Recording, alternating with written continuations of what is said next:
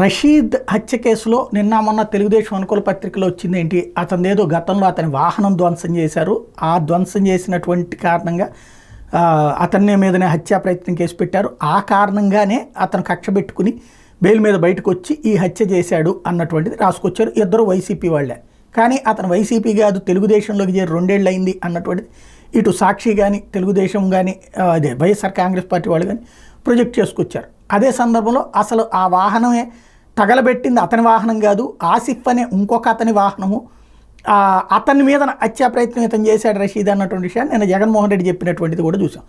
ఇప్పుడు scene cut చేస్తే ఇందులో ఏదైతే నరసరావుపేట శాసనసభ్యుడు తెలుగుదేశం శాసనసభ్యుడు మాజీ ఎమ్మెల్యే గోపిరెడ్డి శ్రీనివాసరెడ్డి, ఈయన తాజాగా మాజీ ఎమ్మెల్యే గోపిరెడ్డి శ్రీనివాసరెడ్డి కీలకమైన వ్యాఖ్యలు చేశారు. గంజాయి మత్తులో రషీద్ని హత్య చేశాడని సంచలన వ్యాఖ్యలు చేశారు. అసలు జలాని రషీద్ని చంపడానికి రాలేదన్నారు గోపిరెడ్డి.